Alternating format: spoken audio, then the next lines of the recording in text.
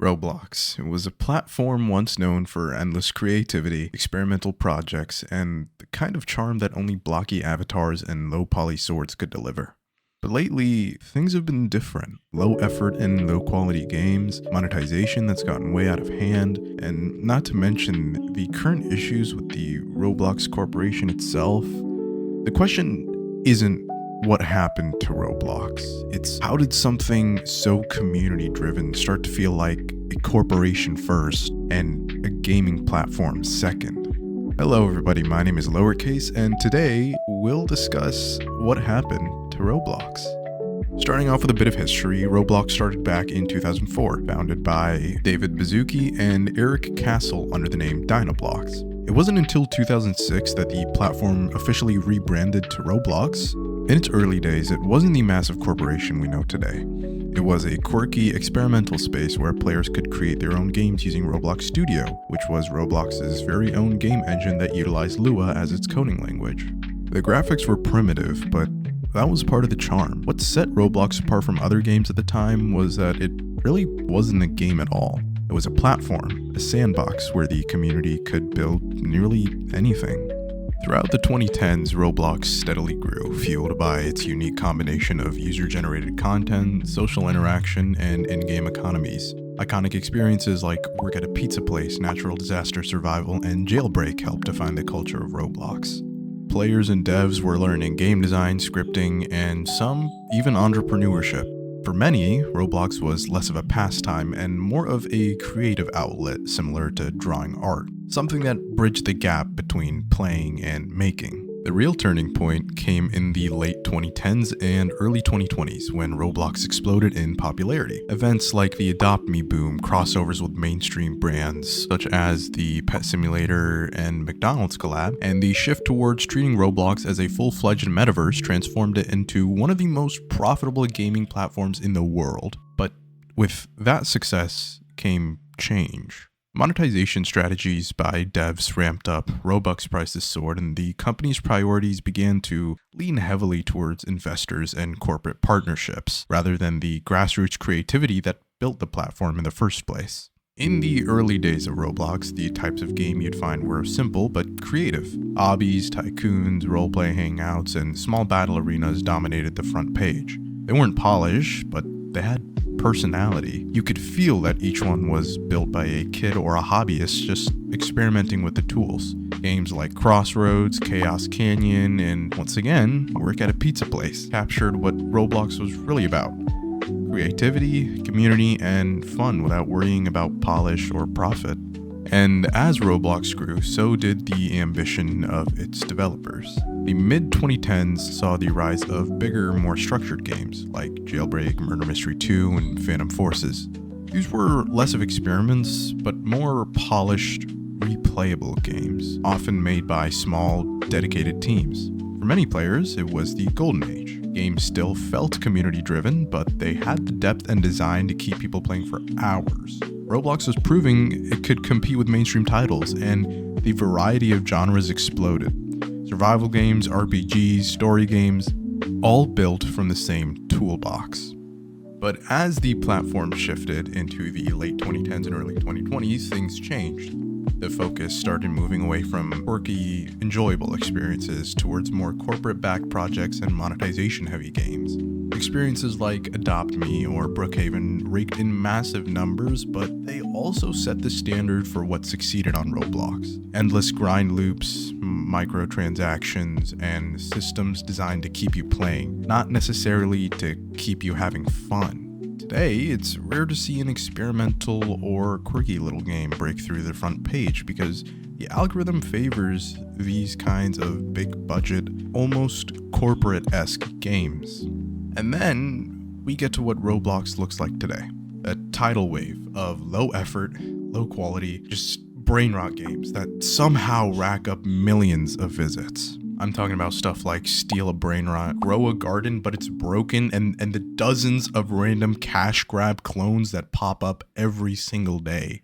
These games have no depth, no originality, and no actual reason to exist beyond just farming clicks. They rely on short-term dopamine hits, viral TikTok memes, or just straight-up broken mechanics to trick players into hopping in. And the worst part about it all is that it works. Because Roblox's algorithm now pushes whatever gets immediate engagement, these sloppy one-joke games, if you can even call them that, end up right next to the polished experiences that took years to build. The front page was once a showcase of creativity, but now it just feels like a mix of junk. The middle ground, the passionate, ambitious indie projects that really defined Roblox's golden years, has almost disappeared. This shift says a lot about where Roblox is headed. Instead of being a platform where you could stumble across someone's weird experimental project that turned out to be brilliant, you're more likely to find a sea of brain rot clickbait and grind simulators that are all fighting for your attention. Creativity still exists, I'm not denying that, but it's buried and the system simply doesn't reward it anymore. Of course, it's not just that the games have changed, the community itself has also shifted. Back in the day, Roblox players felt like a tight-knit group of hobbyists. Forums, groups, and even in-game chat was full of collaboration. You'd hop into a game and end up meeting someone who might invite you to help build, trade ideas, or even start a group project or something along those lines. Today, that sense of community has been replaced with toxicity, trolling, and clout chasing. The chat's less about making friends and it's more about flexing rare items, starting arguments, or spamming memes. It reflects the broader shift in internet culture, but it also means Roblox isn't the same welcoming place it once was. And then there's the developers. In the early years, most devs were just kids experimenting in studio, happy to make a fun game that got a few thousand visits. They weren't thinking about monetization, they were thinking about fun. But over time, as Roblox made it easier and more profitable to sell game passes and microtransactions, developer culture shifted. Now most developers are incentivized to create grind loops, monetization systems, and FOMO events rather than actual fun gameplay. You can feel when a game was designed with the player in mind versus when it was designed simply for Robux. That's not to say that there aren't still passionate developers on the platform. The sad reality is that the system punishes passion projects. A developer making an original game might only get a few hundred players, while a team pumping out low-effort simulators or cloning whatever is trending racks up millions of visits. This creates a feedback loop. Good devs either quit or adapt to the system and start chasing trends. That's how you end up with an oversaturated market of copy-paste experiences, while the few truly creative projects struggle to get noticed. In short, both the community and its creators have grown colder, more cynical, and more profit-driven. Roblox doesn't feel like a creative playground. It's like a marketplace where players are the customers, devs are businesses, and fun is just optional. But if you want to take this a step further, look at the Roblox Corporation itself. The company's current direction is steering the platform further and further away from what made it great in the first place. Today, Roblox is run like a tech giant, chasing growth, profit, and investor approval above all else. The push isn't towards empowering players, it's towards monetization, brand deals, and corporate partnerships. Instead of focusing on fixing the experiences that players are asking for, Roblox is more interested in promoting stuff like concerts and whatever else big-name collaboration will make headlines. And that corporate mindset trickles down to every corner of the platform. The UGC catalog, for example, it was supposed to be a celebration of creativity. Now it's just oversaturated with low-effort reskins and overpriced accessories, all designed to milk players' wallets. Even worse, the Roblox Corporation keeps making it harder for small creators to break in, raising fees and pushing algorithm changes that bury original content under endless waves of sponsored items. The same thing's happening with game discovery. The algorithm doesn't prioritize creativity or quality, it prioritizes what will keep people on the platform the longest and make the most money. That's why simulators, brain rot clickers, and grind-heavy games dominate the front page. Roblox Corporation created this system, and now the system rewards mediocrity while punishing innovation.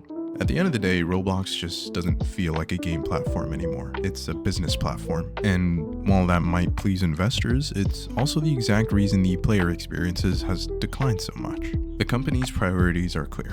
Growth at any cost. Unfortunately, that cost is the soul of Roblox itself. And then we can't ignore the scandals. scandals. Because as much as the games and the community have gone downhill, Roblox's reputation has taken even bigger hits from what's been happening behind the scenes. Recently, accusations have been floating around online about the CEO of Roblox engaging in inappropriate behavior, with some even accusing him as a predator. Now, to be clear, none of these allegations have ever been proven, but the fact that these kinds of rumors stick so strongly to the CEO of a children's gaming platform, it says a lot about how people view the company right now. When the community doesn't even trust the guy at the top, you know there's a serious image problem. And then you've got Roblox Condos. For anyone who's unfamiliar, they are these underground Roblox games where kids, or whoever else is on the Roblox platform, roleplay extremely inappropriate adult situations. Roblox does work hard to shut them down, but they always come back. The fact that they exist at all shows how broken moderation is on a platform that marks itself as safe for kids. And unfortunately, the problems go just way beyond Condos. Over the years, there have been multiple cases, with the number increasing recently, of grooming, predation, and even sexual harassment linked back to Roblox. Bad actors simply use the platform to exploit children, and time again, the company's response has been too little, too late. They can delete accounts, put out statements, but it doesn't change the fact that their platform is being used as a hunting ground for predators. But the real kicker, despite all of this, despite years of failing to protect their younger audience, the CEO has reportedly talked about wanting to make an adult dating site of Roblox. You heard me correctly. A platform infamous for such condo games, predators, and not so great moderation wants to lean into dating? It's either the worst idea in the history of gaming or the most tone-deaf thing a CEO has ever suggested, or both. When you pile all of this together, the rumors, condos, real-world crimes, and CEO's bizarre vision, it paints a really dark picture. Roblox Corporation can brag about concerts and whatever collaborations they get and stock prices all they want, but as long as scandals like these keep surfacing, the trust between the company and its players is only going to keep breaking down. When you put all this together, the corporate greed, low effort games, its broken community, and the scandals, you start to see the bigger picture, and honestly, it's not a pretty one. For longtime Roblox players, such as myself, the downfall hits especially hard. We grew up in an era where Roblox was about experimenting, building weird little projects and laughing at janky physics engines with our friends. The value wasn't in flashy graphics or cash grabs, it was in creativity, community, and discovery. Watching that vanish piece by piece feels like watching your favorite childhood hangout spot get torn down and replaced with a strip mall. It's not just nostalgia, it's the loss of losing something genuinely unique in the gaming world. But the real impact might be on current and future generations of Roblox players. Instead of being introduced to a platform that fosters imagination and skill building, kids today are dropped into a system that rewards mindless grinding, monetization traps, and shallow content. Instead of experiencing amazing design and creations, they're being conditioned to spend Robux, buy game passes, and chase trends. The same platform that once helped people discover a passion for game development is now risking stunting that creativity altogether. And what about the scandals? For involved parents, the trust has already been shattered. The idea that Roblox could one day pivot towards adult dating while still failing to moderate the basics is beyond alarming. It means new players, especially kids, are entering an environment that's not just creatively bankrupt, but also insanely unsafe. If things don't change, and soon, Roblox can end up shaping a generation of players who think low effort and high monetization are their standard. And worse, it could normalize a platform where kids aren't protected, community trust doesn't matter, and where the only future that counts is the one that makes shareholders happy. For longtime players, it's, I guess, heartbreaking. For new players, it's dangerous. And for Roblox as a whole, it might be the very thing that cements its downfall.